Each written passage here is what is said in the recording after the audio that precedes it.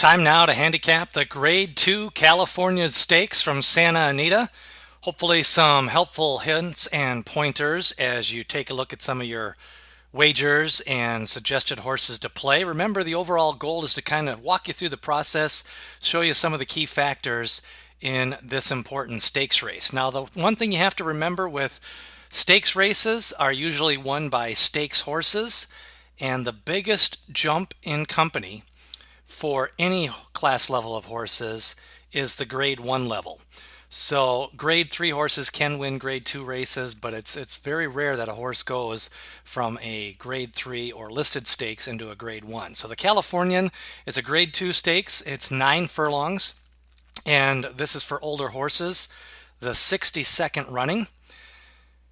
Big Casanova enters. He has won a grade 3 race, and he's got a nice string of works. If you really look, he started on May 6th with a 1 flat, came back on May 12th, then worked out a mile at San Luis Rey on May 23rd. So he seems to be sharp after a small freshening. He is 2 for 2 at the distance and 1 for 4 at Santa Anita. Second place horse is tough to recommend. Overall, he is 5 for 29, but he's 0 for 4 at Santa Anita, and he's lost 7 straight races. I'm going to toss him on my tickets as a possible win contender. The next horse is You Know I Know. He's won a lot of money, $410,000, but he's 0 for 8 in his last 2 years. His best races have been on the synthetic, and that's where 2 of his wins and $251,000 has been won. He's lost 11 straight races, and his best races are on synthetic. He's not a bad horse. His best jockey rides him, the Candyman, Edwin Eldonado, but I'm just not seeing him winning this race. Next up is Hard Aces. Now, this horse has been getting a little bit of play after a private purchase this winter, but he's really just been outclassed.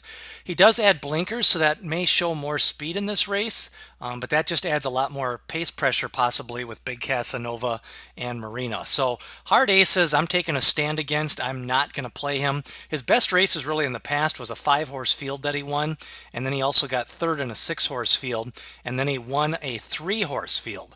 So this horse looks a little bit dressed up, and I think he's going to be overplayed based on a perceived workouts and trainer. Ladaris, not much to recommend here. He's slow. He did face Big Casanova twice over in Peru. Just doesn't seem to be taken to American style of racing. Smoking Joe Talamo gets on him. Can't see anything that's going to turn around his form, especially with his speed figures being 78 and 54 and going in the wrong direction. Blue Tone picked up a couple of wins on the synthetic. He's got 4 of his 7 lifetime wins on the synthetic surface. Kind of fits at this level.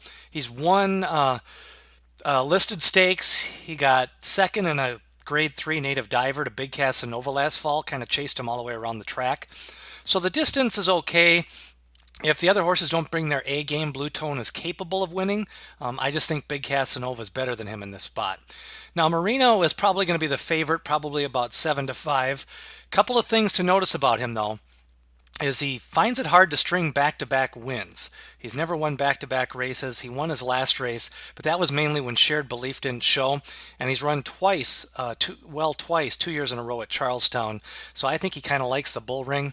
He's 0 for 8 at Santa Anita, and he rarely strings back-to-back wins together, and he's got a poor lifetime win percentage.